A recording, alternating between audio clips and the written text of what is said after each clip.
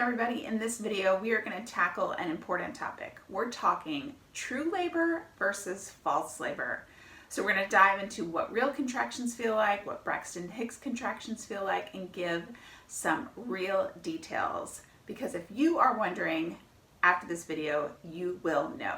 Now, if we haven't met in real life, my name is Alice Turner. I am a doula and a Lamaze certified childbirth educator, and on my channel I make videos about birth. So if that is a topic that you are interested in, make sure you hit the subscribe button and the notification bell, and you'll be notified every time a new video comes out on the channel. And check the links in the description down below for information on how to get access to a free course of 100 video topics about birth. It's called Birth A to Z, and it's completely free. So we're going to start right at the top with the definition of true labor. True labor, what it means is contractions that cause a change to your cervix. So if you're having contractions and no change is being made to your cervix, then it's false labor. It doesn't mean that it doesn't hurt, it's not painful, and we are going to make the differences between these two super crystal clear. So I am going to put up two charts. One where we're going to list qualities of true labor right here, and one where we're going to list qualities of false labor right here. Let's start out with where true labor contractions are felt. True labor contractions are usually felt in the same area where menstrual cramps are felt, and that would be below your belly button. So if you are having contractions that are feeling very low in your pelvis, below your belly button, where you might have experienced menstrual cramps before, these are likely true labor contractions. If instead you are feeling contractions all over, a tightening of your entire uterus, your whole belly feels hard and tight, that is likely false labor. Very likely those are Braxton Hicks contractions, where your uterus is doing some practice contractions but not making change to your cervix. So if you are a partner watching this and you are supporting someone in labor and they say, I'm having contractions, you can ask the question, where are you feeling them? Point to where you're feeling them. Show me where you're feeling them. And if they say this all over, it's tight, that's probably false labor or Braxton Hicks contractions. If they're saying low, then that's likely true labor. So where the contractions are being felt is one indication on which one it is. True labor sometimes can be felt radiating from the back, our back, to our front. So if you experience back pain that ends up being low down below your belly button, very likely true labor contractions. However, if you are feeling more like you could describe it as the baby kind of balling up or making a big turn. Sometimes people will say, oh, the baby's all tight in there. That would be more of a Braxton Hicks contraction or a false labor contraction. This next one is a real good indicator of true contractions versus false contractions. And that is if the contraction has a definite start, a definite peak, and a definite stop.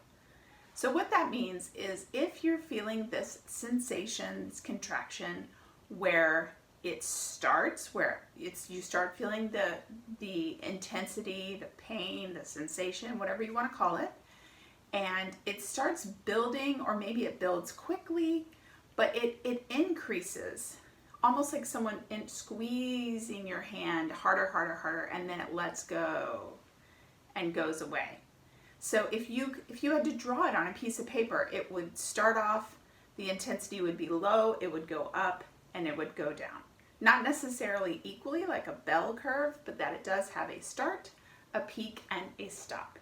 That is a very good indication that it is true labor contraction. False labor contractions don't usually have a very clear start, stop, and don't have an intensity that peaks up. A lot of times people will just say, oh, my belly is tight, I'm feeling crampiness, and then, oh, now I think it's probably gone away now. So there isn't a clear increase and decrease, start, stop, finish. That is likely more of a Braxton Hicks contraction or a false labor contraction. So those true labor contractions, they're going to increase in intensity over time.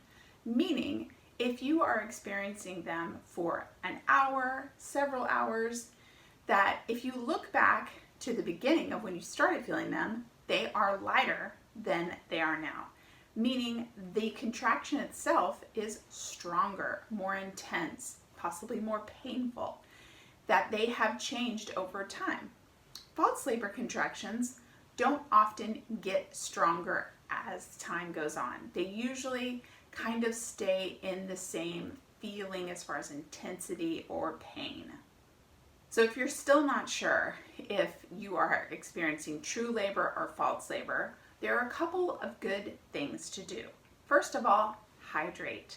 So dehydration can sometimes lead to true or false contractions, but can sometimes make the body contract. So we don't want to be dehydrated. Hydration is so key for pregnancy, for labor, also when the baby comes, very important, postpartum. Drink a couple glasses of water, get hydrated, and see if there's any change to the sensation you're feeling. If these contractions go away fairly easily with hydration, they're likely false labor contractions. The next thing to try is rest.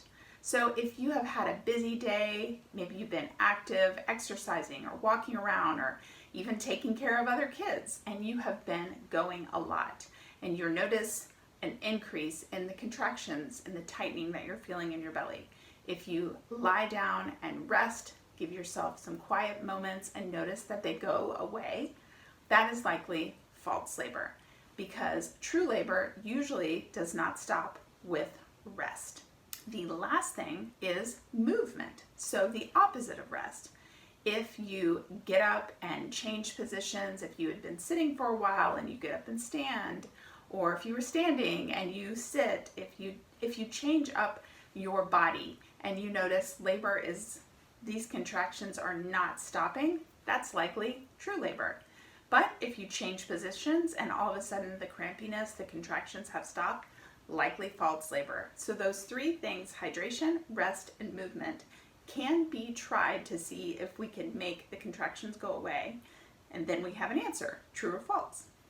So as we're feeling these contractions, these sensations, it's a good practice. We want to figure out if they are true or false, to time them, to make note of how often are they coming.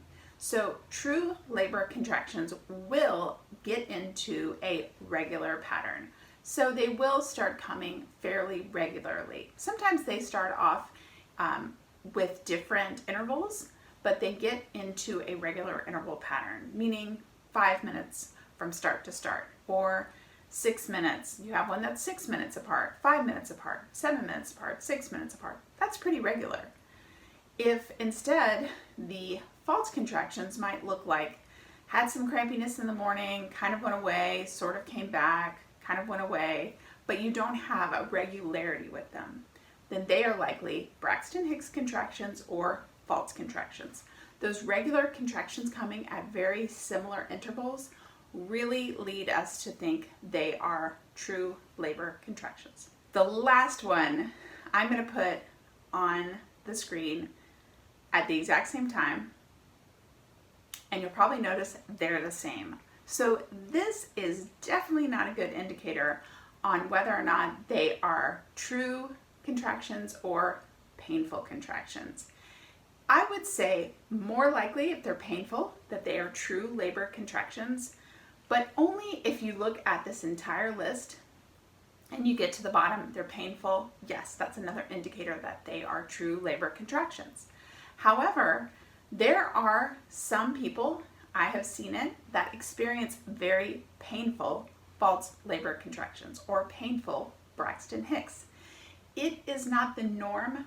Usually false labor contractions are more uncomfortable, discomfort, kind of strange feeling, not necessarily pain, maybe achiness, crampiness, but not pain. However, some people do experience them as pain. So don't take that as the indication whether it's false or true. Look at the whole list on each side, and that should help you make a determination if they are true or false. Now, what are your questions about true labor contractions versus false labor contractions? Put them in the comments below. I would love to see them. Did you deal with a lot of false labor contractions? Let me know. So it is always my intention with making videos on YouTube to make the topic of childbirth very easy to understand, clear, and simple. Did I reach this goal? If you think I did, please hit the like button, share it with someone else. If you are watching this and you are having a baby soon, please share this video with your support person, your support team, your partner. It is great to keep our partners up to speed.